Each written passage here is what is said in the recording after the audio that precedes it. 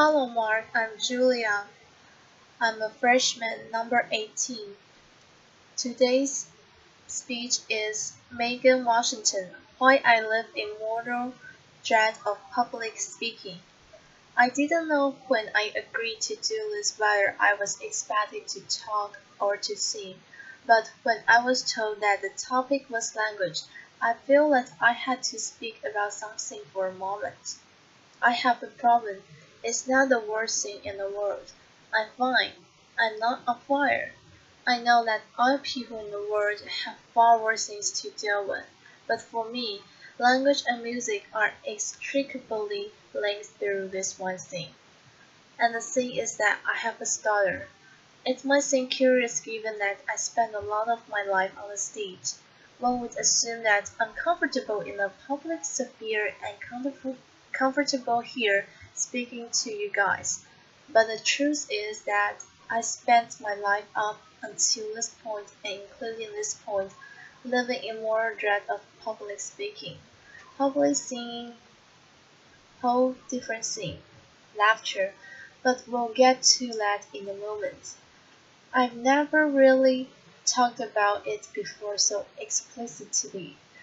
I think that's because I've always lived in hope that when I was a grown up, I would have one, and sort of lived with this idea that when I'm grown, I'll have to, I'll have learned to speak French, and when I'm grown, I'll learn how to manage my money, and when I'm grown, I won't have a stutter, and then I'll able to public speak and maybe the prime minister and anything's possible and laughter. So, I can tell you about it now because I've reached this point where, I'm 28.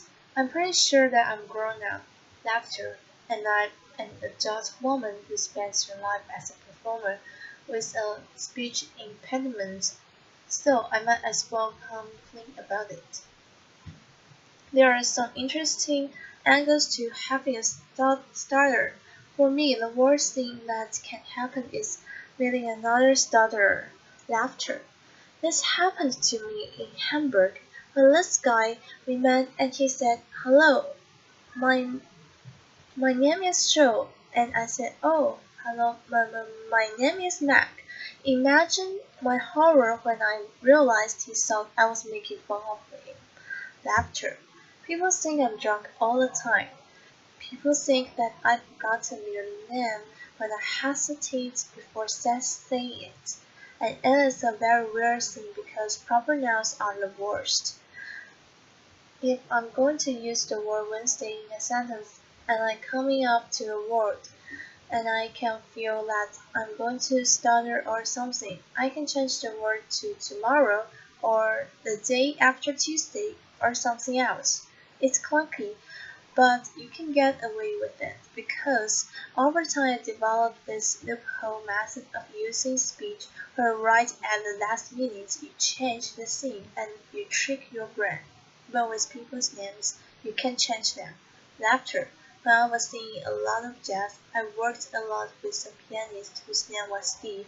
As you can probably gather, S's and T's together or independently are my kryptonite. kryptonite. But I will have to introduce the band over this rolling bank, and when I got around Steve, I often found myself stuck on the sand, and it was a bit all work and uncomfortable and it totally kills the vibe. So after a few instances of this, Steve happily became Steve, and we got through it that way. Laughter. I've had a lot of therapy, and a common form of treatment is to use this technique that called smooth speech, which is where you almost sing everything that you say. You kind of join everything together in this very sing-song, kindergarten teacher way, and it makes you sound very serene, like you had lots of volume, and everything is calm. Laughter, that's not actually me, and I do use that. I do. I use it when I have to be on panel shows or when I have to do on radio interviews, when the economy of airtime is paramount. Lecture. I get through it that way for my job, but as an artist who feels that their work is based solely on a platform for honesty and being real, that feels often like cheating. Which is why before I sing, I wanted to tell you what singing means to me. It's more than making nice sounds, and it's more than making nice songs. It's more than feeling known or understood. It's more than making you feel the things that I feel. It's not about mythology or mythologizing myself to you. Somehow, through some miraculous synaptic function of the human brain, it's impossible to stutter when you sing. And when I was younger, there was a method of treatment that worked very well for me. Singing, so I did it a lot. That's why I'm here today. A pause. Thank you. Singing for me is sweet relief. It is the only time I feel fluent. It is the only time when what comes out of my mouth is comprehensively exactly what I intended. Laughter. So I note that this is a TED Talk, but now I'm going to TED Sing. This is a song that I wrote last year. Thank you very much. Thank you. A pause. Piano. I would be a beauty, but my nose is slightly too big for my face. And I would be a dreamer, but my dream is slightly too big for this space. And I would be an angel, but my halo it pales in the glow of your grace. And I would be a joker, but that card looks silly when you play. You're asked, I'd like to know, are there stars in hell?